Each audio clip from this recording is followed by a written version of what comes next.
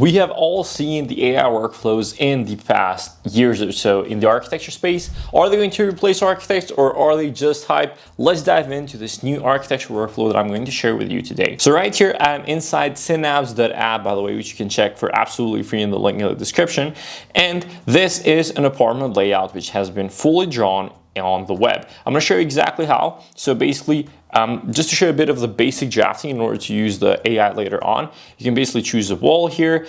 You can basically add a fill just like any other tool, in the sense that it is fast, it has a very good user experience in terms of drawing, and it's on the web, so you do not have to download anything in order to use it. So we can basically just draw a quick wall here, and then you can very easily just drag and drop furniture in order to use it. So for example, like this round dining table, you can add plants, you can add kitchen, sofa, armchairs, anything over here in the asset library. You just have to drag and drop everything.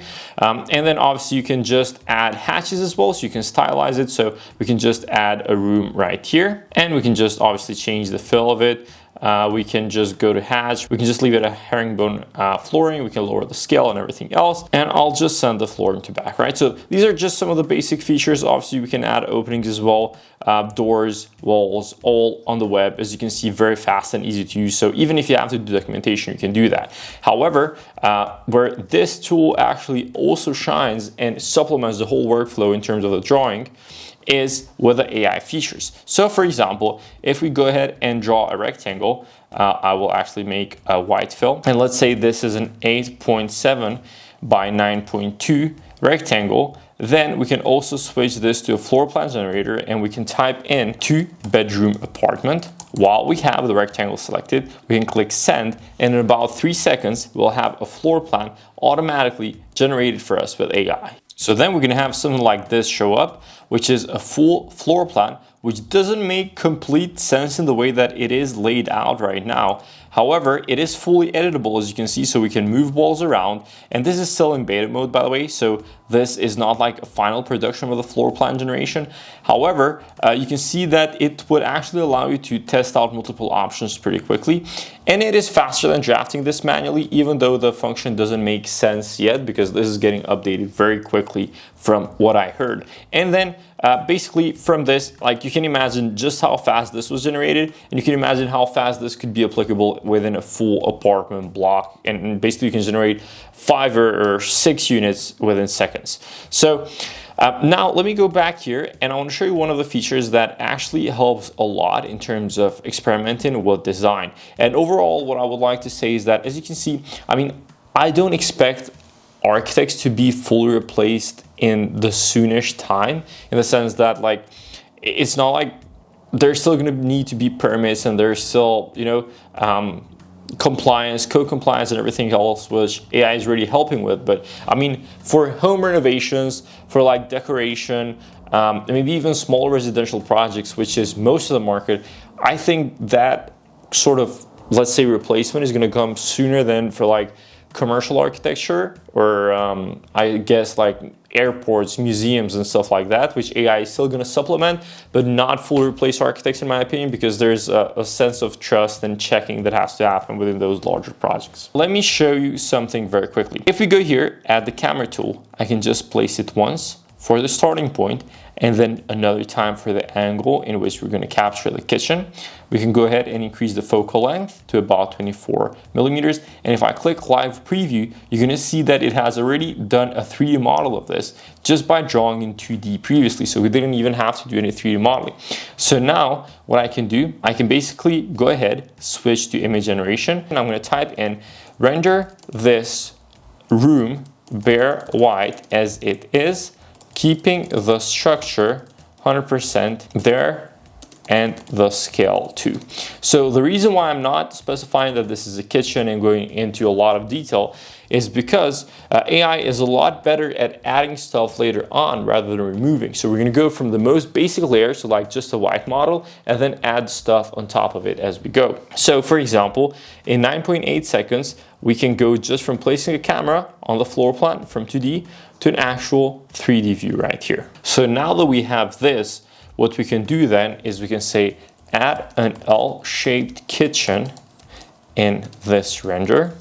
make it a contemporary kitchen with light wood cabinets and white upper cabinets. The one thing that I would say to add is that for some reason when we're aiming to create a realistic image, for example, like here, adding a certain place actually helps with how realistic the render is. So what we can do is we can basically go ahead and type in, this is in a spring day in a Berlin apartment. And we can click send. And in 9.8 seconds, we'll see this image transform to something completely else right here, while keeping, as I said, the scale completely correct, the window positioning and everything else. And by the way, we can also make structural changes to all of this. Right now, it didn't actually get it an L-shaped kitchen, and it seems a bit out of scale, which by the way is completely natural because AI is an iterative process as of now. So this is basically what it has done in terms of the cabinet. So now we can say, make the window shorter so it doesn't overlap with the kitchen. So exactly something like that. As you can see, it preserved the size of the kitchen. And now we can test other things out. So for example, we can say, make the wall color beige. So now the wall color is beige. Or now we can test out different cabinets. We can say, make the lower cabinets darker wood, make the lower cabinets olive green, make the lower cabinets dark gray, right? So now, as you can see, in 9.8 seconds, we can test multiple design options. So it did exactly what we needed it to do, right? So after seeing all of these, we can choose the one that we think works best. I like the olive bottom cabinets. Then, for example, what I can say is add a plant in a pot on the right side. We can click send. So I mean, it is very iterative, it is very fast, and I mean, it is something that it has a very low entry for consumers as well. So like a homeowner can go ahead and try out this in their own floor plan without actually needing an architect. And I mean, yes, not like even right now or even before AI, there were homeowners that were doing stuff like this without an architect. But I just think the barrier for entry is getting lower and lower for like smaller projects. And it's gonna probably start creeping up to bigger projects slowly as well. So it did add that as well. So now, for example, what we can add here is, let's say, add a recessed ceiling along the parameter, add indirect LED strip light, right? So let's click send and let's see if it actually gets this right on the ceiling as well. So it did that perfectly fine too. What I'll say though, it looks a bit too much like a showroom. So I would say add a bit of irregularities in terms of accessories, maybe some dishes, maybe a towel, maybe let's say a coffee machine, right? Now, I mean, this doesn't make sense in terms of an oven, but I mean, you get the idea that if you actually wanted to change the place, we can do that like straight away. And I'm going to show you exactly how in just a second. So this is a bit more like it. This is actually quite nice. What I'll say though is, let's say, change the oven to a lower cabinet on the right, or change the oven's place to a lower cabinet on the right. So it did that in basically 9.8 seconds. So even if it has like weird errors like this, it's very easy to fix them. And then what I'll say is, let's test something out, like add a mother holding a child near the window. Okay, so in 9.8 seconds, we're going to see that come to life as well.